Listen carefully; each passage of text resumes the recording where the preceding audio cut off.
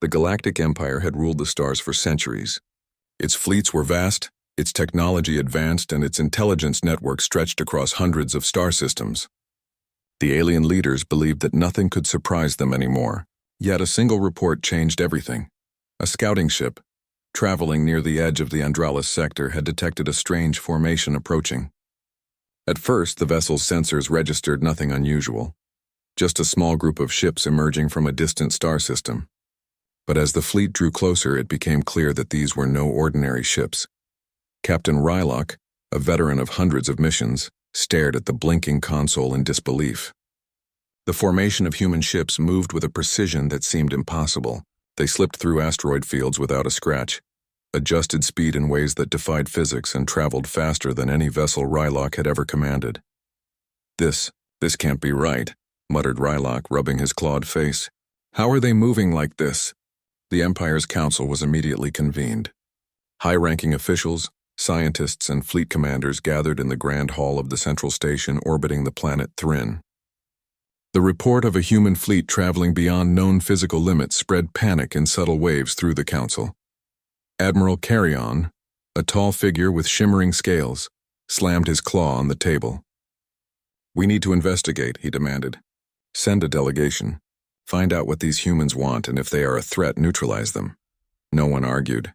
The humans were unknown, their technology unreadable, and their intentions unclear. In the Empire, uncertainty was dangerous. Meanwhile, the humans continued their journey. Unlike the Empire's imposing, heavily armed fleets, their ships were modest in appearance.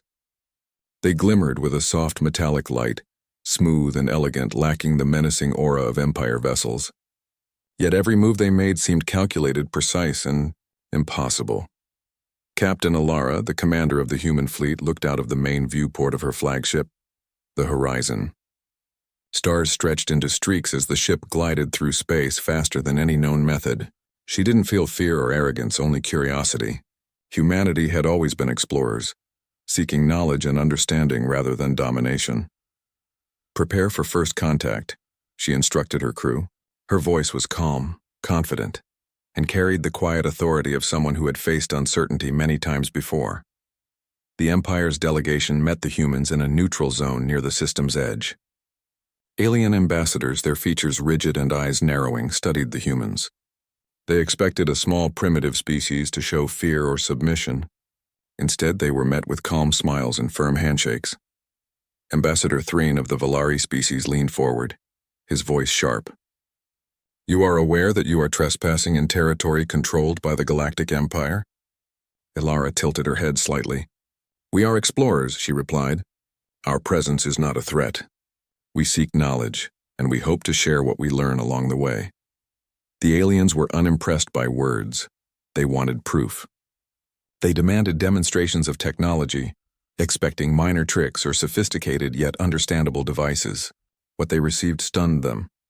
The humans activated a small sphere in the center of the conference chamber. It floated mid-air, spinning slowly. Energy lines appeared along its surface, forming patterns that seemed to shift reality itself. The aliens reached out cautiously, and as they did, the sphere emitted a pulse. Gravity shifted in the room, but no one fell or was harmed. "Impossible," muttered Thrin. His clawed hands hovered in disbelief. "This defies every law of physics we know." Ilara simply smiled. "We understand the laws differently. We explore the limits of possibility, not just what is already known." The demonstration continued. Humans manipulated energy fields to form temporary bridges across the room. They projected star maps in 3 dimensions, showing the currents of interstellar travel as if the stars themselves were threads in a vast web. Every display challenged centuries of accumulated knowledge within the Empire. Behind closed doors, scientists of the Empire argued and debated. "This cannot be real," one shouted, scanning the data again. "We must have misread the sensors." "No," another replied, his voice tight. "The data is correct. The humans are operating outside every known physical principle. We have never seen anything like this." Rumors of the human fleet spread quickly throughout the Empire. Civilians whispered in marketplaces, students debated in academies, and politicians feared what they could not control. Humans, who had not even claimed the title of conqueror, were already shaking the foundations of an interstellar empire. Ilara's team did not seek fear or dominance. In every interaction, they were patient, thoughtful, and focused on learning. They repaired minor damages on alien ships using techniques that seemed magical. They recalibrated engines that had baffled engineers for decades. Slowly, some aliens began to admire them. Yet admiration did not stop fear. The Empire had built its power on the certainty of knowledge and the superiority of its fleets. Humanity's unpredictability was unsettling. Fleet commanders studied human ships obsessively, trying to copy or mimic them, but every attempt failed.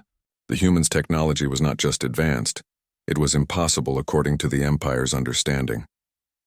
Weeks passed, and the humans continued to explore nearby systems. Each day brought new demonstrations. Colonies revived with energy systems that healed the land, communication devices that transmitted thoughts without delay, and propulsion systems that could dodge entire fleets effortlessly. The Empire's advisors could only watch, their confidence dwindling. In one meeting, Admiral Carrion slammed his claws on the table again. "We cannot allow this," he growled. "If we do not act, humans will undermine everything we have built. Our fleets, our systems, our authority. Everything will crumble." Ambassador Thryn disagreed. "We cannot fight what we do not understand. Every attempt to confront them will fail. Perhaps we should observe, learn, and adapt." Carrion's eyes narrowed. Adaptation? Or submission? While the council argued, Ilara looked out across the stars from the horizon. Her crew worked quietly and efficiently, unaware of the political storm brewing in the Empire. Humanity had faced challenges before. Disease, harsh planets, impossible engineering problems, and every time they had persevered. The galaxy's reaction was just another challenge to navigate. On one particularly quiet night, Ilara walked through the ship's observation deck, watching the light of distant suns. A young crew member approached. "Captain, do you think they will accept us?" Ilara smiled softly. "They will, eventually. Humans have always found a way. Not by force, but by showing what is possible." Back on Thryn, the Empire could not ignore the humans any longer. Discussion shifted from "are they a threat?" to "how do we deal with a species that seems unstoppable?" The aliens began to realize that power was not just about numbers or weapons. The humans demonstrated that intelligence, creativity, and persistence could outshine even the mightiest fleets. The first contact, meant to be a simple diplomatic encounter, had become a turning point. The Galactic Empire, proud and ancient, faced a new reality. Humanity was not only advanced, it operated in ways that were impossible, reshaping what the galaxy thought it knew. And for the humans, this was only the beginning. Exploration, discovery, and the drive to push boundaries would guide them further than any alien mind had imagined. The Empire had been shaken, but the humans moved forward, calm and confident, carrying with them the quiet truth that the impossible was simply the next challenge to conquer. As the fleet moved beyond the Andralis sector, the first whispers spread through the Empire. "Humans, they are unlike anything we have ever seen." And somewhere deep in the human command, Ilara already thought of the next star system to explore, knowing that humanity's journey was just beginning. The humans had settled near the outer rim of the Andralis sector. Their fleet, though small by Galactic Empire standards, became impossible to ignore. News of their capabilities spread quickly. Alien leaders debated endlessly, unsure whether to treat humans as allies, rivals, or threats. Captain Ilara knew that humans could not simply sit and wait for the galaxy to understand them. The humans had always believed that sharing knowledge responsibly created trust, not fear. And so they began carefully demonstrating their technology to the Empire. The first demonstration took place in orbit above a neutral planet. The aliens arrived in grand ships bristling with weapons, expecting to see advanced but understandable technology. They were met with calm human engineers and elegant, smooth ships that seemed almost alive. Ilara activated a small device. It rose above the deck, spinning slowly. Tiny lights traced patterns in mid-air, forming shapes that shifted as if they had their own consciousness. Alien scientists leaned forward, scanning the device, trying to understand how it worked. One of them, a young Valari engineer, reached out with a claw. As his sensors scanned the energy field, the device responded, shaping itself around his claw without harming him. The aliens gasped. This is impossible," muttered the engineer. He repeated the scan, checking for errors. Each result confirmed what his eyes had already told him. The humans had discovered principles of energy and matter that defied everything known to the Empire. Ilara smiled. "We do not seek to dominate," she said. "We explore, we learn, and we share knowledge with those ready to understand it. But our technology will always respect life." The aliens exchanged wary glances. They were used to seeing advanced technology as a tool of power. Humans used it differently, responsibly, creatively, and without arrogance. This unsettled many. After the initial demonstration, humans moved to practical applications. They repaired small damages on alien ships using energy tools that repaired metal, recalibrated engines, and even enhanced shields. Fleet commanders watched in disbelief. Every attempt to replicate human techniques failed spectacularly. What humans did in minutes required aliens weeks of trial and error, and even then results were imperfect. One particularly tense day, a minor skirmish erupted between two alien factions near a mining colony. Lasers fired, shields flared, and panic spread. Humans arrived not to fight but to stop the conflict. Using a combination of precise energy fields and non-lethal gravitational pulses, they neutralized the skirmish, separating ships safely and preventing damage. The alien commanders were speechless. No one had ever stopped a battle so efficiently without weapons or brute force. Some began to realize that human strength was not just technology. It was their creativity, adaptability, and the way they solved problems without violence. The demonstrations continued over weeks. Humans showed devices that converted energy from one form to another with perfect efficiency, machines that could create temporary structures in space, and communication systems that allowed instant interaction across vast distances. Every demonstration revealed that humans thought differently. Their solutions were elegant, simple, yet impossible to replicate with conventional knowledge. Meanwhile, within the Empire, debates raged. The Council of Scientists and Leaders could not ignore the humans, but they struggled to respond. "Perhaps we should engage them," said Ambassador Thryn cautiously. "Learn from them. If they can teach us, our civilizations could advance tremendously." Admiral Carrion bared his teeth in frustration. "Engage? You mean bow to a species we cannot even comprehend? They have no respect for our fleets, our authority, or our knowledge. If we do not act, we will become irrelevant." Thryn shook his head. "We cannot control what we do not understand. Force will fail. Humans are not conquerors. They work differently." Carrion slammed his claw again. "Then we adapt. We learn their methods or we fall behind. I will not watch centuries of our empire crumble because we lacked courage to face the unknown." The tension within the Empire mirrored the calm efficiency of the humans. While alien leaders argued, humans quietly explored nearby systems. They repaired dying colonies, improved energy grids, and solved logistical problems that had puzzled alien engineers for decades. In one instance, humans approached a planet with failing energy infrastructure. The planet's cities flickered with failing power, and the population struggled to maintain basic life support.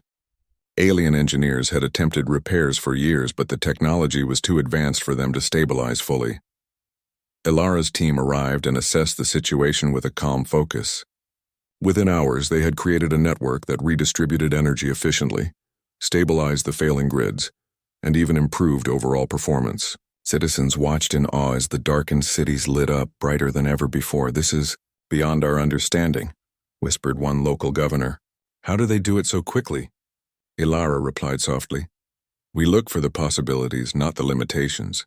There is always a solution, even if it seems impossible at first." The human success spread hope but also fear. Some alien factions were inspired by the possibility of collaboration, while others saw humans as a threat to their dominance. Rumors circulated that humans might not just explore, they could disrupt the very hierarchy of the galaxy. Back on Thryn, the Empire's council grew desperate. They attempted to reverse engineer human technology, bringing in teams of the best engineers, scientists, and strategists. Weeks of work produced nothing but frustration. Every calculation failed, every model collapsed, and every test revealed that human devices did not follow conventional rules. One frustrated scientist threw a datapad across the room. "We are chasing ghosts. Their technology is impossible. How do they make this look so easy?"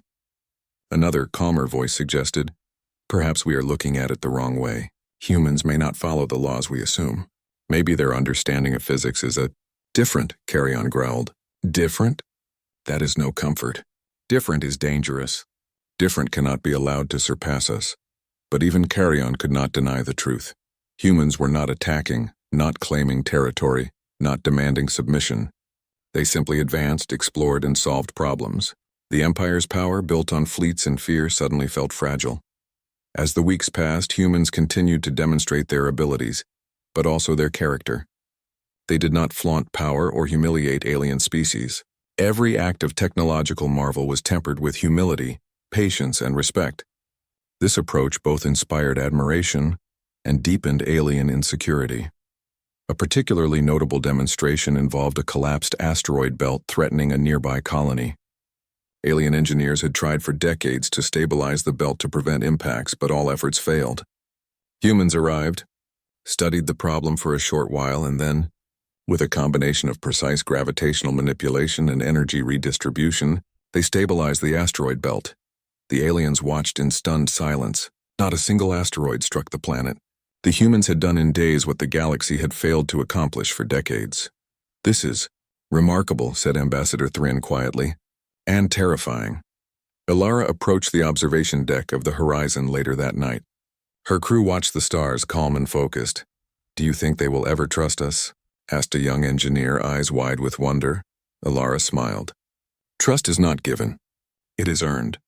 Humans have always earned it by solving problems and showing respect.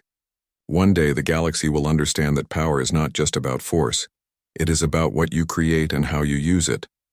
While humans explored and helped, the Empire struggled. Leaders debated endlessly, fearing both the unknown and the undeniable truth. Humans had changed the rules. The galaxy's balance of power, once dictated by fleets and weapons, now included intelligence, creativity, and ingenuity, qualities humans had in abundance. Some alien factions began secret collaborations trying to learn from humans.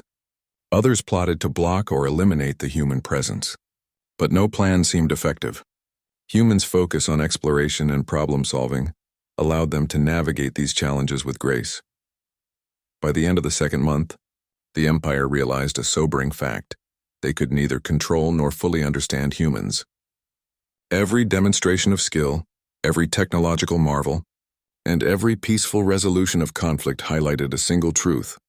Humanity was not just advanced, it operated on principles beyond the Empire's comprehension.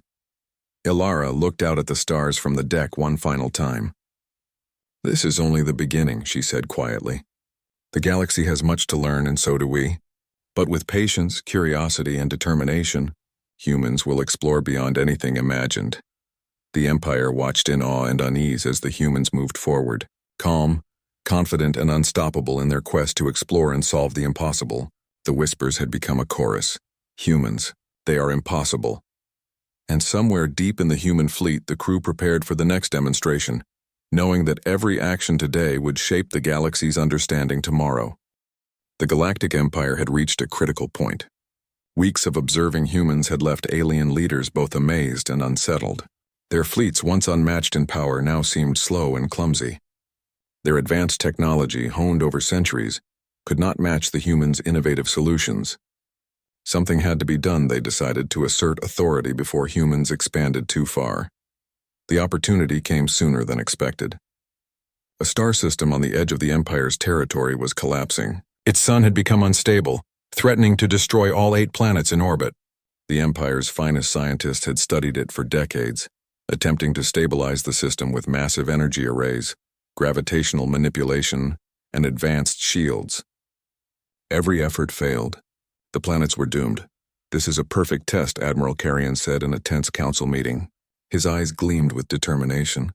"If the humans can solve this problem, we will know their full potential. If not, we will regain control." Ambassador Thrin, who had long advocated caution, frowned.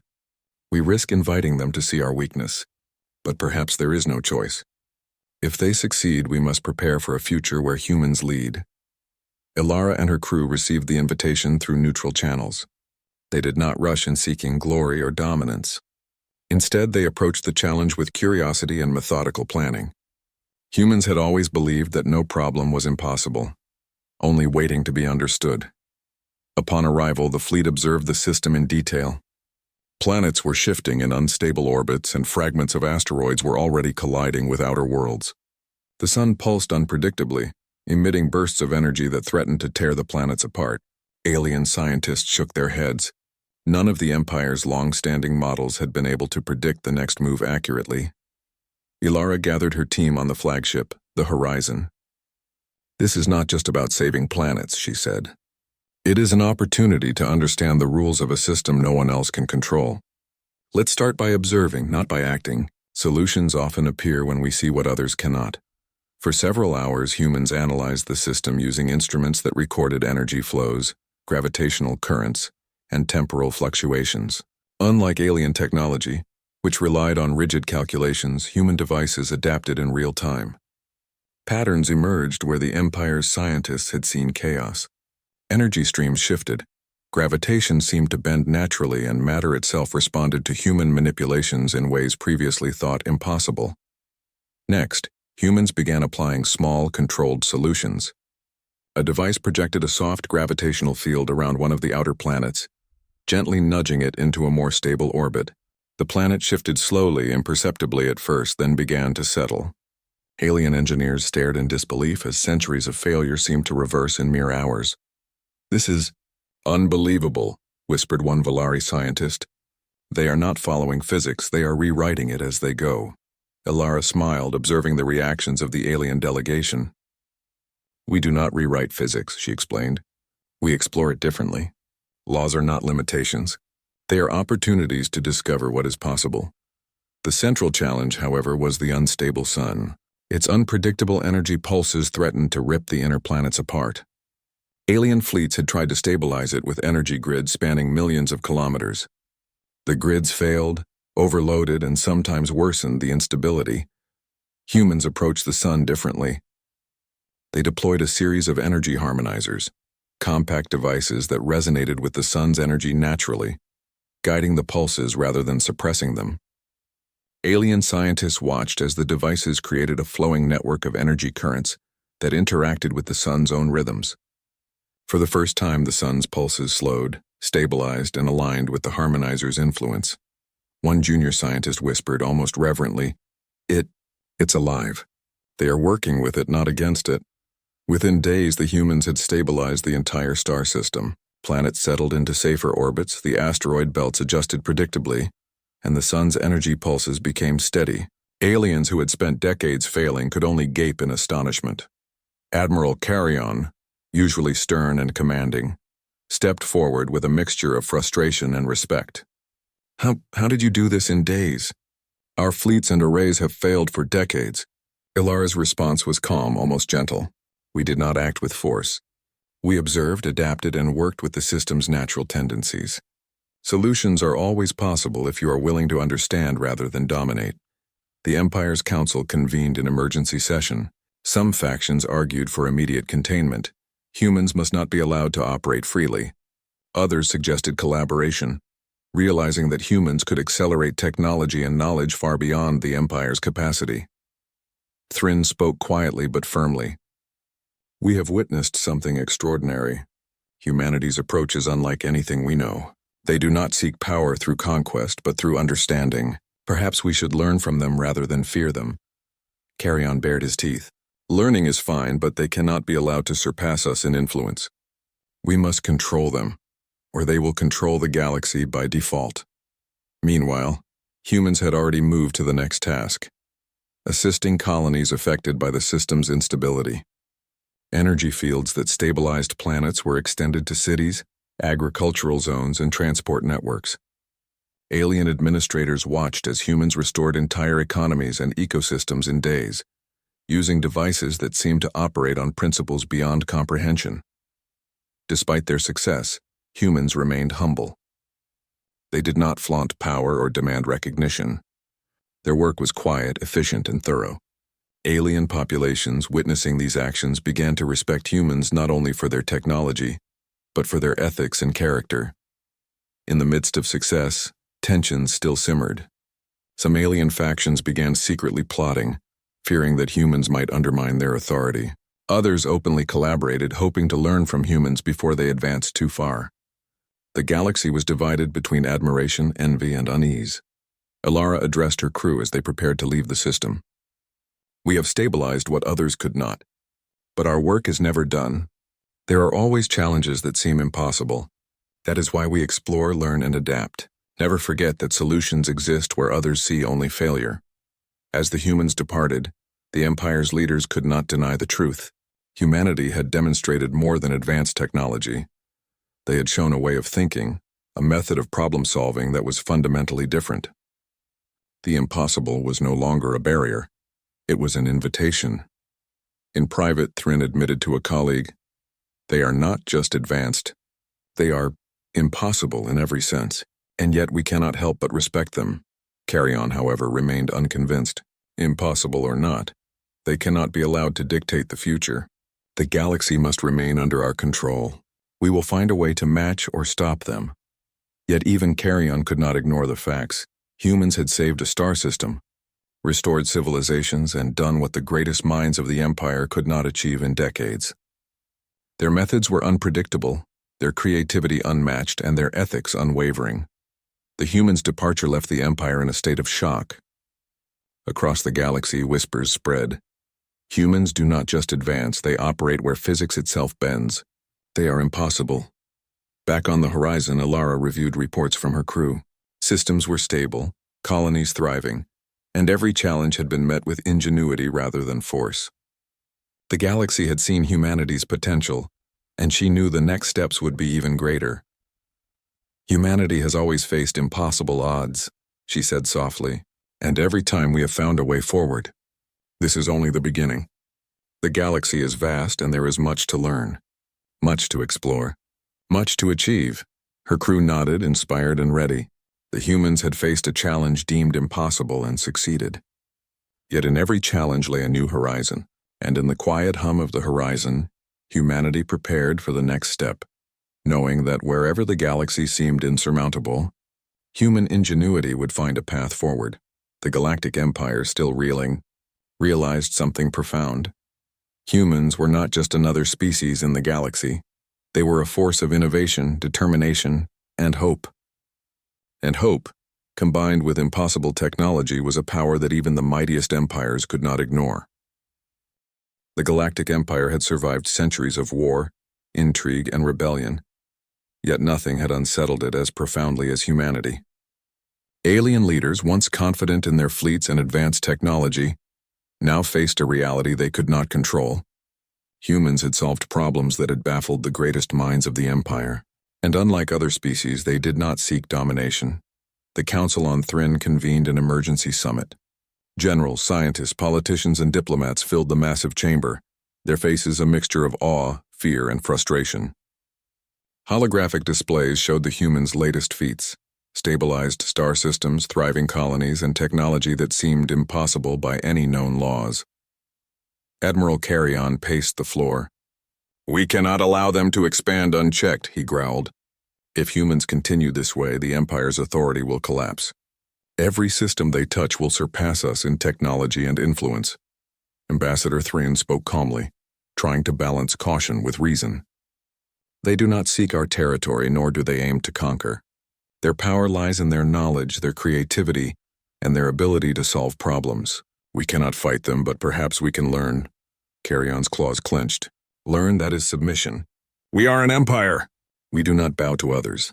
We adapt, or we die." The debate raged for hours with no clear resolution. Some factions called for immediate containment, fearing that humans' growing influence would inspire rebellion among the Empire's own colonies. Others argued for cautious collaboration, realizing that the humans' methods could advance the Empire far beyond its current capabilities. Meanwhile, humans moved quietly through the galaxy. Their fleet, though small, was efficient and precise. They repaired failing colonies, improved energy networks, and solved logistical problems that had plagued the Empire for decades. One day, humans arrived at a water-depleted planet on the edge of the Empire. The planet's population struggled to survive, relying on failing aqueducts and inefficient water reclamation systems. Alien engineers had attempted solutions for years, but nothing worked. Alara's team assessed the situation using sensors and devices that read environmental conditions, soil composition, and water currents. Within hours, they had restored the planet's water supply, creating a self-sustaining system that purified, recycled, and distributed water efficiently. The planet flourished almost instantly. This is beyond anything we imagined, said the local governor, tears in his eyes. How do they do it? Ilara smiled softly. We look for solutions, not limitations. Every problem has a path forward if you are willing to explore it carefully and thoughtfully. Back on Thryn, the Council watched reports of humans' successes with growing unease. News of stabilized planets, repaired cities, and thriving colonies spread across the Empire, creating a sense of admiration and fear. Humans' actions were reshaping the galaxy not through conquest, but through ingenuity and compassion. Some Empire leaders secretly sought collaboration. They sent discreet messages to humans, hoping to learn even a fraction of their methods. Others, however, began plotting to halt human influence, fearing the collapse of their authority if humans continued unchecked. Admiral Paragon convened a private meeting with his closest advisors. We cannot ignore them. If we allow humans to continue, they will redefine the galaxy. Every system they touch will surpass us. We must find a way to either control them or eliminate them. One advisor, younger and more cautious, replied, "They are not aggressive. They do not seek power over others. Our weapons and fleets will not give us the advantage we expect." Carrion growled, pacing the room. "Then we must use strategy, cunning, and diplomacy.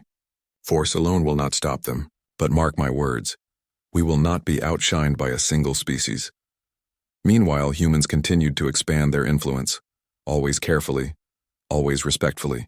Their actions inspired alien populations. Colonies once struggling under poor infrastructure and neglect now thrived. Citizens admired humans for their skill, ingenuity, and fairness. In one remarkable instance, humans arrived at a planet whose energy grids had failed completely. Power blackouts threatened entire cities, and alien engineers had spent years attempting repairs. Within a single day, humans had not only restored energy but improved efficiency, creating a network that could adapt to future changes automatically. The Empire's scientists watched in disbelief. "They do not just repair, they enhance," one muttered. "They operate on principles we cannot even begin to replicate." Amid the growing admiration, tension also rose. Some alien leaders feared that humans' influence would destabilize the Empire. They warned that other species might abandon loyalty, inspired by humanity's example. At a secret council session, several generals debated the future. "If we allow humans to continue unchallenged, the Empire's influence will diminish," one said. "Every colony will seek their guidance rather than ours. They will become the standard of progress." A scientist added, "We cannot replicate their methods. Every attempt fails. Humans are operating outside our understanding of physics and technology. If we confront them directly, we risk disaster." Carrion, frustrated but not defeated, spoke firmly. "Then we must approach this differently. Humans will test the limits of our understanding. But limits can be expanded. Intelligence, creativity, and courage can be learned. We will adapt." Meanwhile, humans worked quietly to stabilize another collapsing system. Asteroids threatened planets. Magnetic storms battered cities, and star energy pulses became unpredictable. Using energy harmonizers, adaptive shields, and problem-solving methods unlike anything the Empire had seen, humans restored stability to the system. Every planet survived, every city prospered, and the stars settled into a steady rhythm. Alien scientists were left speechless. "It's impossible," one whispered. "They are solving problems we believed unsolvable." Ilara addressed her crew as they prepared to leave the system. "We do not seek glory," she said. "We solve what others cannot. We explore, we learn. We help where possible. That is how humanity moves forward." Even as humans departed, the Empire faced a reckoning.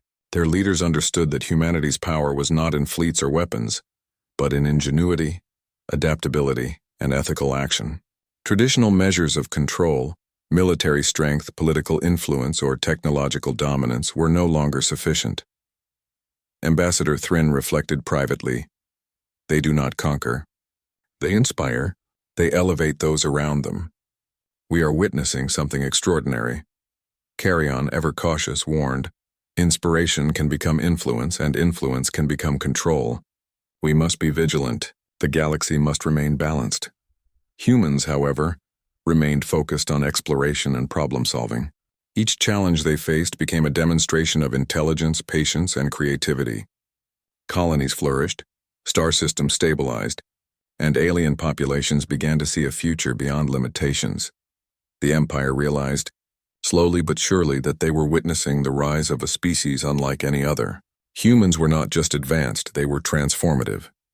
The galaxy's rules, long dictated by power and fear, were now being rewritten by intelligence, ethics, and creativity. In quiet moments, council members admitted what many feared to speak aloud. Humans had redefined possibility itself. They could not be controlled nor ignored. The Empire had to find a new way to exist alongside humanity, or risk being left behind entirely. Alara watched from the horizon as stars streaked past. Her crew prepared for the next mission, confident and calm. "We have shown what is possible," she said softly. "The galaxy is watching. Now it is up to each civilization to decide what they will do with this knowledge." The Empire, still reeling, faced an undeniable truth. Humanity had arrived not to conquer, but to elevate. And in the process, they had begun a transformation that would shape the galaxy's future in ways no one could yet predict. The whispers among the Empire's citizens had grown into a steady chorus. Humans. They are impossible, and they are changing everything. The galaxy had changed. Centuries of control, tradition, and rigid hierarchy within the Galactic Empire were slowly giving way to a new reality. Humans had arrived not as conquerors, but as explorers, problem solvers, and teachers. Their actions had demonstrated that true power was not measured in fleets or weapons, but in creativity, intelligence, and ethical use of knowledge. The Empire's Council convened once more on Thrin. For the first time in history, the discussion was not dominated by threats of war or domination, but by questions of adaptation and cooperation. Admiral Carrion paced the chamber, his claws tapping against the polished floor. "We have seen humans stabilize entire star systems, improve dying colonies, and solve problems we believed impossible," he said. "We cannot challenge them through force. We cannot outmatch them with technology. We must accept a new reality." Ambassador Thrin nodded. "Acceptance does not mean submission," he said. "It means recognizing that the galaxy has room for growth beyond our traditions. Humans have shown us what is possible when creativity and ethics lead action. We must decide whether to resist or to join them." Across the galaxy, humans continued their work. Their fleet moved from system to system, stabilizing planets, repairing infrastructure, and improving communication networks. Every action was precise, efficient, and respectful. Alien civilizations began to notice a pattern. Humans did not take without giving. They uplifted communities, restored ecosystems, and shared knowledge that allowed civilizations to thrive. On one lush, forested planet, humans arrived to assist with energy shortages. Alien engineers had struggled for decades to generate stable power without harming the environment. Within hours, human engineers created a network that used renewable energy, storage systems, and adaptive controls. Cities lit up without harming nature, farms thrived, and citizens celebrated. This is not just technology," whispered a local scientist. "It is wisdom. They are thinking beyond machines. They are thinking beyond limits." Alara observed quietly from the deck of the horizon. "Humans do not seek to rule," she said to her first officer. "We seek to explore, solve, and inspire. The galaxy must see that the impossible is simply the next challenge to overcome." Meanwhile, the Empire was adjusting to a new reality. Some leaders had begun to cooperate secretly with humans, learning their methods and philosophies. Scientists who once scoffed now marveled at human ingenuity. Alien engineers were inspired to approach problems differently, thinking in ways they never had before. Yet not all were willing to accept this change. Some factions attempted to block human progress, fearing the loss of influence. Others plotted subterfuge, hoping to control humans rather than cooperate. But every attempt failed. Humans were unpredictable not because they were reckless, but because their methods were adaptive, precise, and morally guided. At the heart of the galaxy, a summit was organized. Humans, alien leaders, and Empire officials gathered to discuss the future. The agenda was not conquest, but collaboration. The humans spoke first, their voices calm, confident, and inspiring. "We do not seek to dominate," Alara said. "We explore, we learn, and we share. Every civilization has potential. Every world has challenges. We aim to solve problems together, to uplift and to discover the possibilities beyond what seems impossible. The aliens listened, some skeptical, others in awe. For centuries, the galaxy had measured power through fleets, weapons, and political dominance. Humans proposed a different measure: intelligence, creativity, and cooperation. A young alien diplomat, eyes wide with wonder, spoke hesitantly. If humans can do what you claim, can they help us rebuild our dying planets, our failing colonies?